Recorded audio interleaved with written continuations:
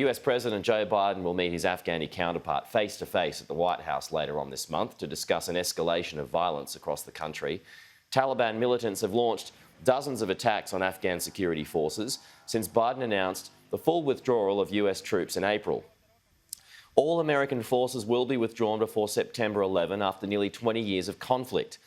The Afghani president will reportedly seek continued support in the aftermath of that withdrawal. Well, joining us live now is political analyst and professor at Curtin University, Joe Siracusa. Joe, good morning. Good to see you. So it's not much of a surprise, is it, that you're seeing this uptick in violence when it comes to the Taliban?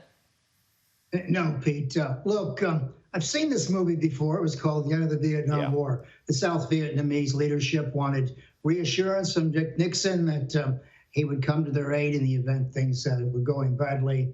And he couldn't come to their aid, and they disappeared. In fact, the presidential palace today in Saigon or Ho Chi Minh City is a museum. It's a place we all visit. Look, the Afghan leadership's in a tough spot.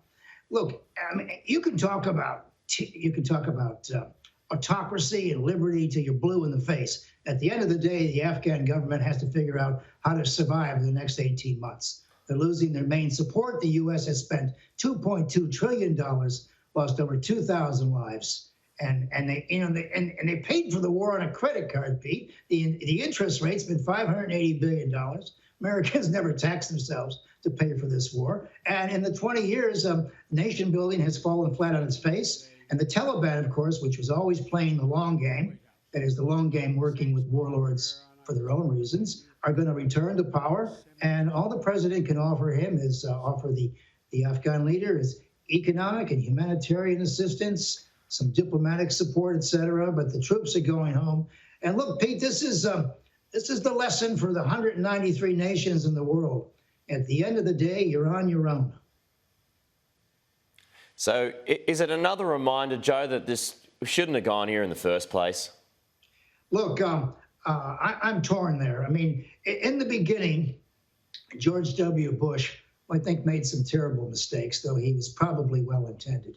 He could have treated the 9/11 attacks as a great crime, as a national crime, like the Lockerbie plane going down, and then gone after the bad guys that way, Bin Laden, etc.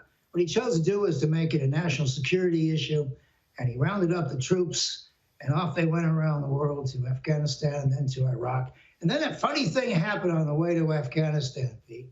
The president and particularly Cheney and Rumsfeld around him decided to get into nation building, which the Republicans have always been too smart to do. They've always avoided this. They're too smart to get into that business. Well, nation building doesn't work. American democracy doesn't travel overseas. Or as an Irish scholar once told me, American democracy is like Guinness. It doesn't travel very well. So it wasn't the right fit.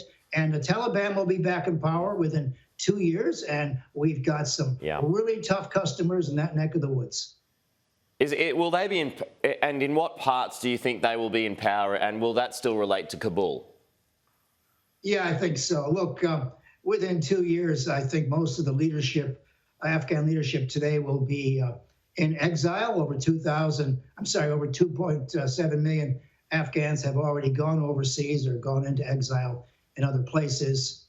You know, at the end of the day, President Tu, who counted on Americans so much, last president of Vietnam, he spent his remaining days in the suburbs of Boston, and he never gave an interview because he said he was too angry.